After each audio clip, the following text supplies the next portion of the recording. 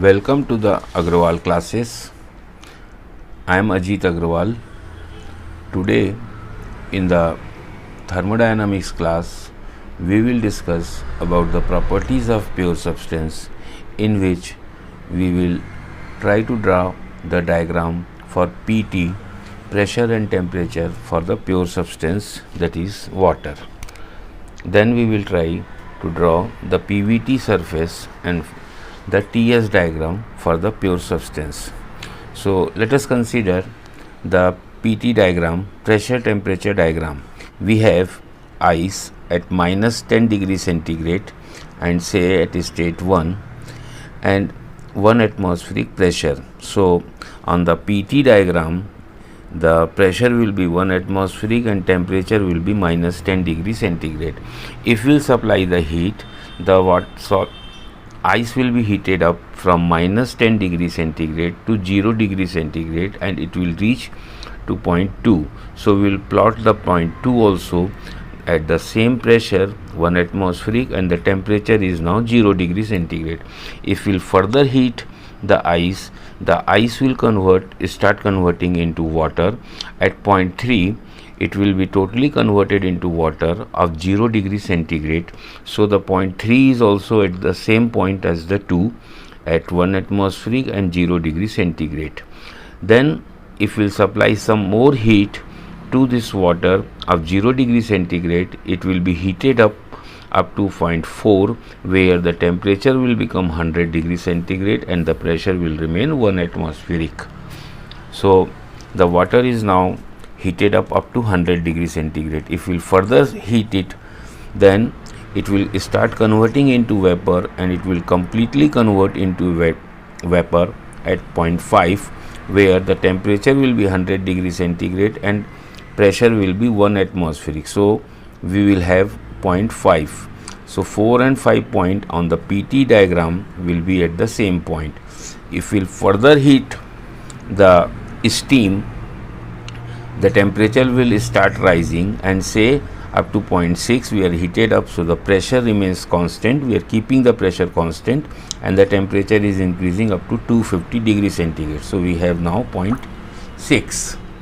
Similarly, if instead of 1 atmospheric, if we will start having a ice at 5 atmospheric and minus 10 degrees centigrade, then this will be the first point, and if we will heat it up, so it will convert into a ice of saturated ice, say at around 0 degrees centigrade, and then when we will heat it again, it will convert into a liquid of 0 degrees centigrade.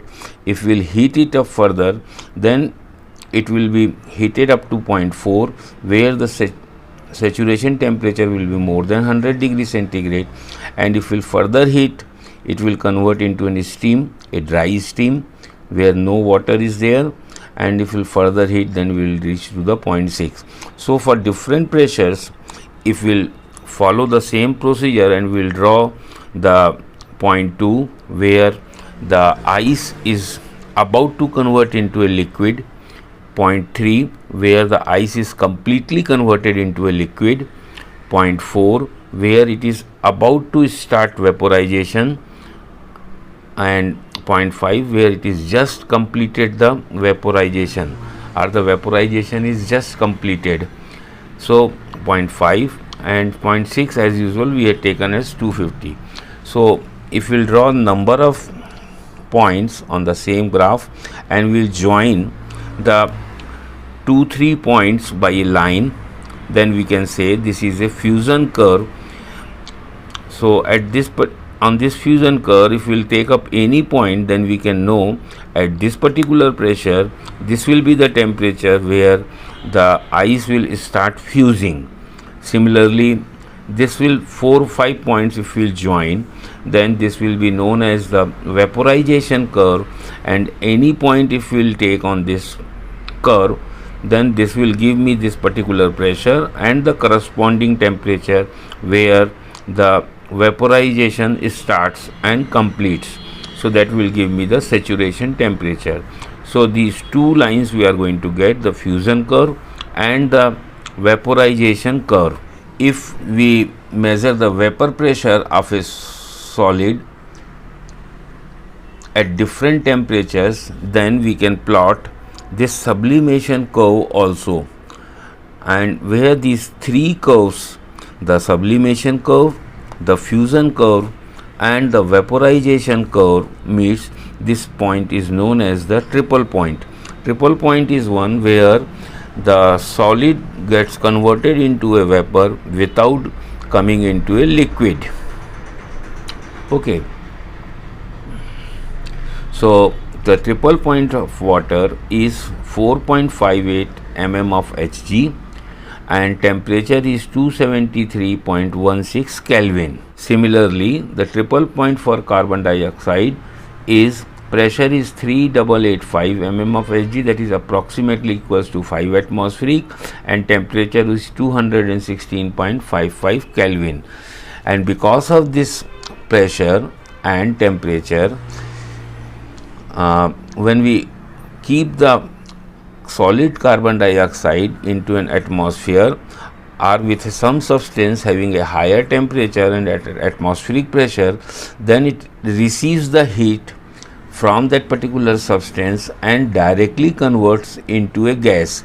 The CO2 directly converts into a gas because the pressure is less than 5 atmospheric, it is in the atmospheric pressure, and the temperature of the atmosphere is more, or of the substance is more than 216. So it takes the heat from the substance and directly converts into a gas, and that gives me a cooling effect or refrigerating effect to that substance which we had brought with CO2.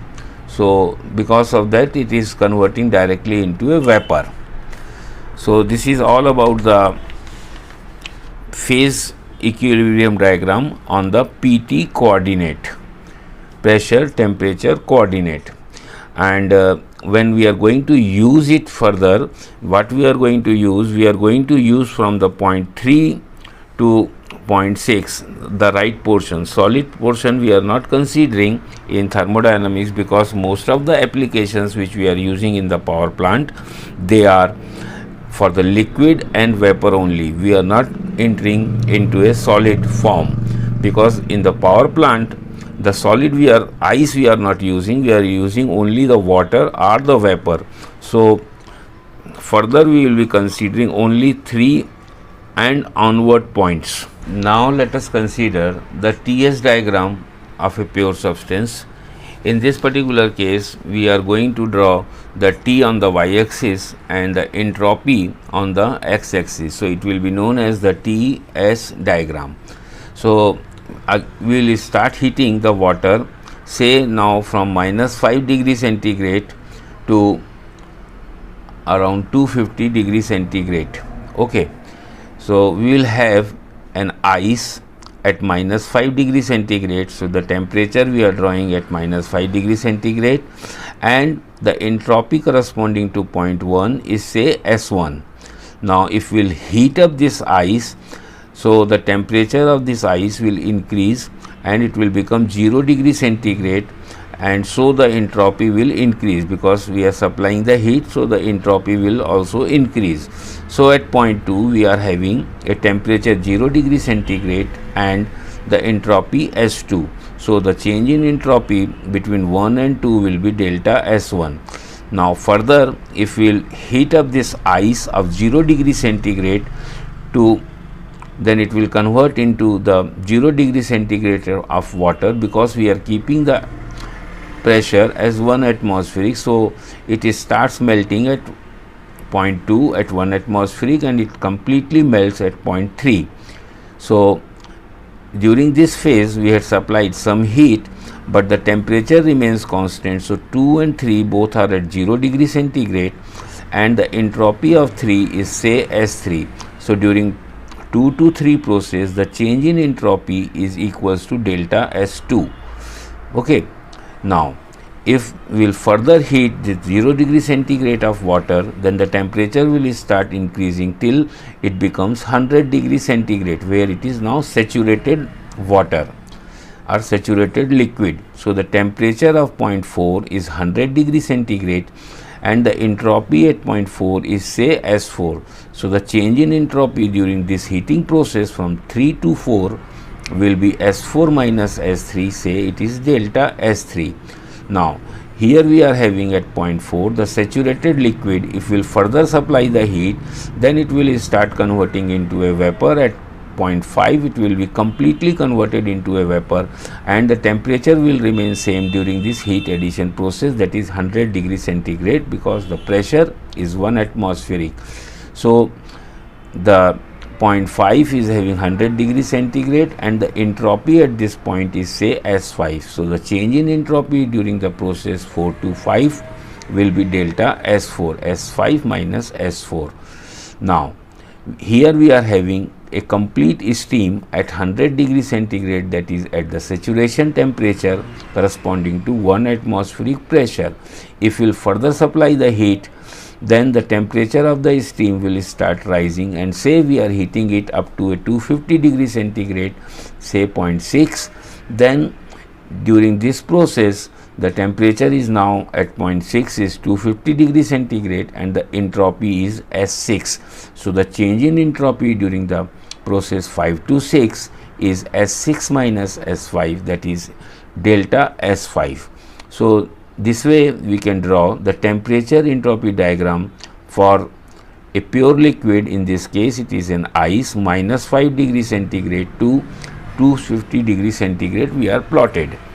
Similarly, if we will take the ice at some higher pressure, then we can draw these points, corresponding points. The 2 is the fusion point, 3 is the saturated liquid corresponding to fusion, 4 is the saturated liquid corresponding to vaporization, 5 is the dry saturated steam, and 6 is the final temperature. So we can plot this graph for various pressure and temperatures,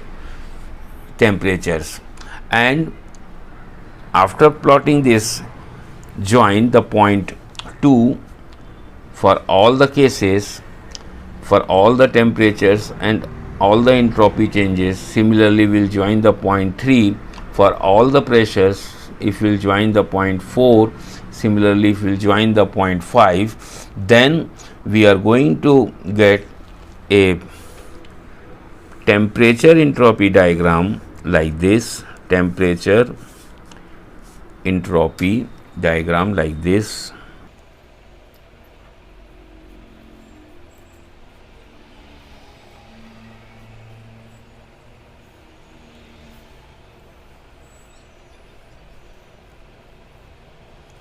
We will get diagram like this. Here we will be having the point 2 for different pressures, and similarly we will be having here some different points 3 as from this figure, and here then we will be having the different points 4. So it will be, if any, at any pressure, if we are considering particularly, say this is point 1, then this will be point 2 to 3, then it will be 3 to 4, and it will be 4 to 5, and then it will be 6. So that is 1, 1 to 2, 2 to 3, 3 to 4, 4 to 5, 5 to 6. So 1 to 2, 2 to 3 constant temperature, 3 to 4 temperature rise, 4 to 5 constant temperature, and 5 to 6 temperature increasing. Similarly, for the other, we will get this graph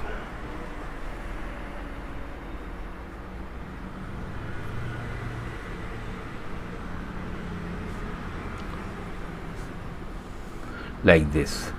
Okay, so we are joining these 3 points with one line, 2 points with another line, 4 points with another line, 5 points with another line, and the 6 points are as it is. So these particular lines are the constant pressure lines as we have drawn here. It is a constant pressure line in all this particular process. It is the pressure is 1 atmospheric. For this we had considered as 2 atmospheric. So these lines are constant pressure lines, and this particular condition 4 to 5 and 2 to 3 are the constant temperature lines.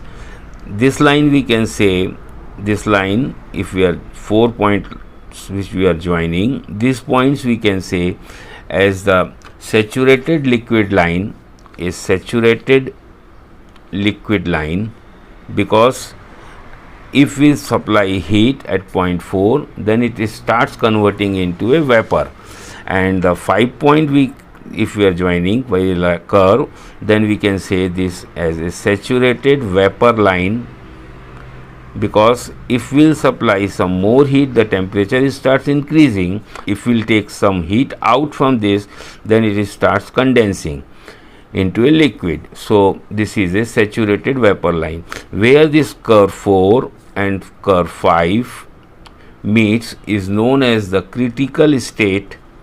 Critical state,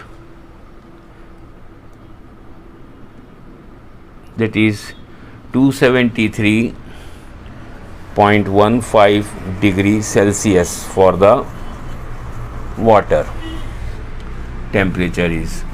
Okay, the pressure, critical temperature for the water is 374.15 degrees Celsius. Critical pressure is 221.2 bar. So this way we get the TS diagram. So in our use, what we are having, we are using only the liquid or the vapors. So only this particular portion, the 3 onwards portion, will be of our use. This portion will be of our use, because in the power plant we are not considering at all the solid. So here now what we have, this as the constant pressure line.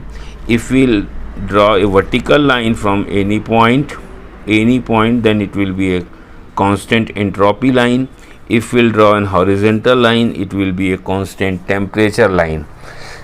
In this particular 2 to 3 region, we are having solid plus liquid.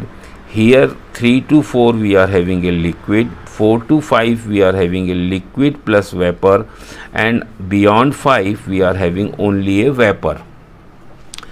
And if some pressure line, if we will draw, which is passing through this critical point, then it will be known as a critical pressure line. The pressure will be equals to 221.2 bar, and the temperature corresponding to this will be 374.15 degrees Celsius.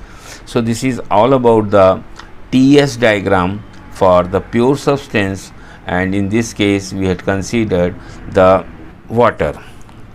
If we will consider at any point 4, the entropy will be given as SF, the entropy of the saturated liquid. S5 will be taken as the entropy of the gas or the entropy of the saturated steam, and the difference of these two will be known as entropy change during the vaporization process, that is del SFG. So these nomenclatures SF, SFG and SFSG are used in the steam table also. Now let us consider the HS diagram, also known as the Mollier diagram for the pure substance. From the first law and second law, we know the relation TdS equals to dH minus VdP, and if we'll consider the process is at constant pressure, then dP will be equals to 0, or we can say T equals to dH upon ds at constant pressure. So we can say the slope of dH upon ds at constant pressure is equals to the absolute temperature. So let us draw the enthalpy entropy chart and find out the slope, how it will be in this particular process, and this is only the basis for the Mollier diagram. So here we are going to consider a constant pressure process. Say we are considering a 1 atmospheric pressure and we are heating the ice from -5 degrees centigrade to 250 degrees centigrade of steam. So the ice from -5 degrees centigrade, it will be first heated up to 0 degrees centigrade of ice. So say here we are having the initial point 1, that is -5 degrees centigrade ice, and as the temperature is increasing from -5 to 0 degrees centigrade, so the slope dH upon ds on this molar diagram will be an increasing one. So in this case it will be an increasing one, like this. At next point the temperature is higher, so the slope will be increasing one, and say we are having at now reached to point 2, that is 0 degree centigrade of ice. Now if we will heat this ice, so it will become 0 degree centigrade of water at point 3. So in this particular case the slope will remain constant and this will be a straight line. Now at point 3 we are having 0 degree centigrade of water. If it is heated to 100 degree centigrade of water, that is the temperature is increasing, so the slope on this curve will be increasing one, like this. It will be an increasing one. So we will reach to the point 4, that is 100 degree centigrade of water, and if we will further heat it, then it will become 100 degree centigrade of steam. During this particular process the temperature remains constant, so the slope will remain constant. It will be a straight line up to a point 5, that is 100 degree centigrade steam. If we will further heat it to say 250 degree centigrade of steam, so the temperature is increasing, so the slope will be increasing, and it will be like this. The slope is increasing up to 0.6. So we can have this type of curve where we say here the slope is increasing, here the slope is constant, here the slope is increasing, here the slope is constant, and here the slope is increasing.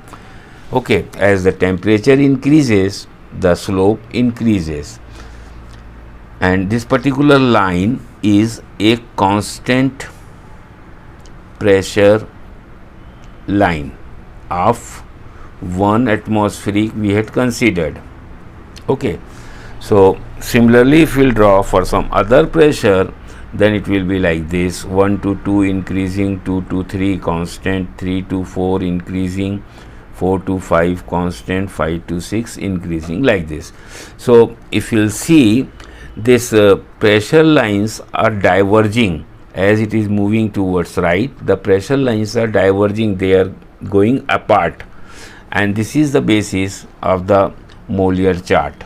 So only this one is there on the molar chart. Now we will draw a enthalpy entropy chart for different pressures, and we will join the point number 3, 4 and 5, and then we will see how it looks. When we will join the points 2 to 2, this line will get similarly the 3 points, the 4 points and the 5 points. So line 2 is a fusion line, line 3 is a saturated liquid corresponding to fusion, and line 4 is saturated liquid line corresponding to vaporization, and line 5 is the saturated vapor line. And where these two lines will join, this is the critical point. Okay, so here somewhere the critical point will come on the enthalpy entropy chart. You can see here on this figure the constant pressure line are diverging, that is the distance between the two lines is increasing. Here it is less, here it is more, here it is more, here it is less. So they are diverging, and constant pressure line which is passing through this critical point is known as the critical pressure line, and the pressure is 221.2 bar, and it is tangent to this saturated liquid line at this point. Now the enthalpy on the saturated liquid line, this line is given as HF. The enthalpy corresponding to the same pressure on the dry saturated line or saturated vapor line is given as Hg, and the difference of these two is the enthalpy change during the vaporization process and is given by HFG. Similarly, the entropy on the saturated liquid is S F, and entropy of the dry saturated steam on the saturated vapor line is given as Sg. The entropy change during the evaporation process is given by Sfg. So this is the enthalpy entropy chart or the Mollier chart which we are going to utilize, but the chart will be very large. So instead of using this liquid region, we are going only for the vapor region in the Mollier chart, and these figures we are going to calculate or we are going to observe take from the steam table. If you see here, the enthalpy change during the evaporation process at this particular pressure line is this one. If we'll go for a higher pressure, then the entropy change will be lower one. Similarly, the enthalpy change will also reduce. Okay, so that way the enthalpy change during the evaporation as the pressure is increasing is becoming less and less and less, and at critical point the enthalpy change during the evaporation process becomes 0, because at that particular point water directly converts into a steam. Now we will consider the quality of the steam or the dryness fraction. On the PV diagram, as for the water, we had drawn this figure on the PV, and we said that this particular line is a saturated liquid line and this line is a saturated vapor line, and this is the critical point. So if we'll draw an horizontal line at this point, say M, the we have total water at M, we have 100% water, and at point N, dry saturated vapor line, we have 100% steam. Okay, so if we'll draw some lines between these, then we can say at point A the 25% steam and 75% water, at point B 50% steam and 50% water, at point C 75% steam and 25% water. Similarly, at point N, already we had written 100% steam and 0% water. So the dryness fraction X, represented by X, is defined as the mass of vapor divided by mass of mixture. That is, say mv is the mass of vapor, then mv is the mass of vapor plus say ml mass of liquid. So this will become the mixture and this will become the mass of vapor. So x will be defined as the mass of vapor per unit mass of a mixture, and the value of x will always be less than or equals to x. At the dry saturated line, the value of x is 0, and at the dry vapor line, steam line, x is equals to 1, and in between these two, x is between 0 and 1. Then we can represent it also like that. If we are having a 1 kg of a mixture, and in that we have x kg of steam, then x is the dryness fraction, we say, that is, we have x kg steam and 1 minus x kg of water or liquid. Okay, so the dryness fraction x is given as mass of steam divided by mass of steam plus mass of water. So it will become x, that is x. Similarly, if we will draw the same curve for the Ts, we have like this.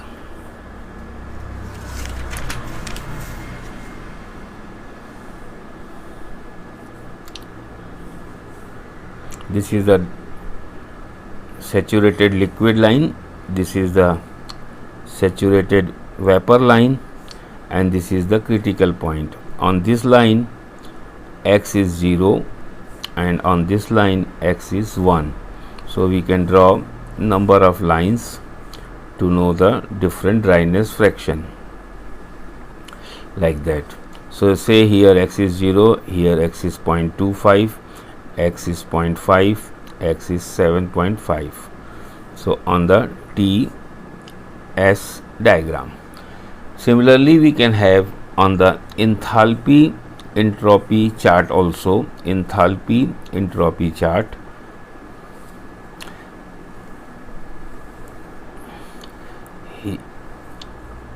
This was a critical point. So from the critical point we are having the lines. So say this is a saturated liquid line, x equals to 0. This is the saturated vapor line. So here x is equals to 1. So here x equals to 0.25, x equals to 0.5, x equals to 0.75, like that. In between also we can have the different lines on the enthalpy entropy chart. Let us consider V is the total volume of the mixture of a quality X steam, and Vf and Vg are the volume of the liquid in the mixture and the volume of the gas or the steam in the mixture of quality X, and M is the total mass, Mf is the mass of the liquid in the mixture, and Mg is the mass of the steam or the gas in the mixture. So we know that M is equals to Mf plus Mg. Now, and V is equals to Vf plus Vg. We can calculate M into V, mass into specific volume of the mixture. Specific volume means volume per unit mass. So when I am writing M into V, the V is the specific volume of the mixture of quality X is equals to Mf into Vf. I am writing specific volume, that is the volume per unit mass, plus Mg into Vg. I can write mf as m minus mg, the total mass minus the mass of the gas, so it will become m minus mg into Vf plus mg into Vg. So V is equals to 1 minus mg upon m into Vf plus mg upon m into Vg, or I can write V is equals to 1 minus x into Vf plus x into Vg. So the specific volume of the mixture I can calculate by this. Similarly, if we want to calculate the entropy, enthalpy, internal energy, these all we can calculate by the same way. Or the other way we can have, if I'll say I have 1 kg of a mixture, and in that x kg is the steam, so 1 minus x kg will be the water or the liquid. Okay, so the volume of the mixture of 1 kg will be containing x kg of steam, so x kg multiplied by specific volume of the steam plus 1 minus x kg of water multiplied by the specific volume of the liquid. So I'll get the same relation here. For the entropy also I can have x into Sg plus 1 minus x into SF, specific entropy, SF. This way I can calculate. Similarly, for the internal energy or the enthalpy, if I wish to calculate the specific enthalpy of the mixture, then it will be x into Hg plus 1 minus x into Hf. That way the internal energy can be written as x into Ug plus 1 minus x into Uf. That way I can calculate. One more way is there to find out the enthalpy, entropy, volume, etc. of a mixture, that is somewhere between point A and point B. Say at point 1 the quality of the steam is x, that is x is the dryness fraction, and 1 kg of mixture will contain x kg of steam and 1 minus x kg of water. So to find out the enthalpy at this particular point, what we can consider, the total water is 1 kg and it is heated up to this point A.